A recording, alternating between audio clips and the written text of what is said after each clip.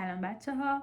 کتابی که امروز میخوام بهتون معرفی بکنم که ممکنه حالا خیلی هم خونده باشن قطعا، کتاب زن زیادی از جلال آل احمد هستش که مدتی هم شروع کردم به خوندن این کتاب.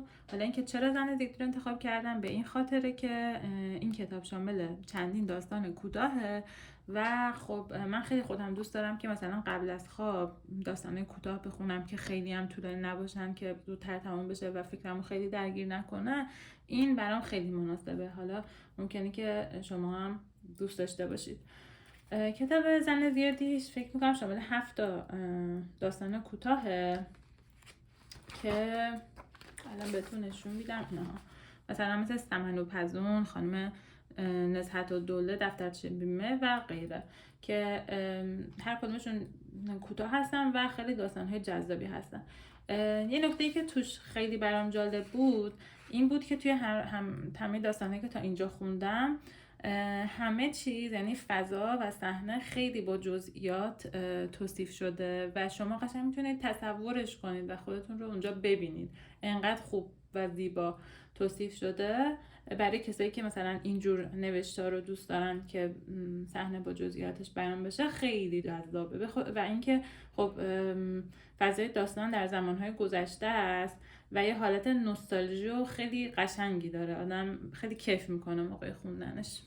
و هر داستان هم در واقع اشاره و انتقادی به مسائل اجتماعی اون موقع داره که وقتی حالا بخونید خودتون متوجه میشید. مثلا سمن و پزون در واقع اشاره به این داره که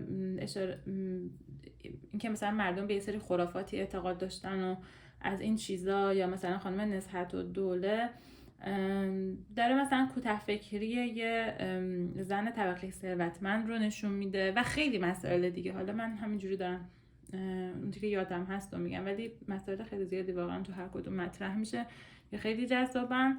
و تا اینجا که خوندم، دو تا داستان پایانی رو هنوز نخوندم، سمن و پزون و خانم نزهت الدوله خیلی جذاب بودن، خیلی دوستشون داشتم.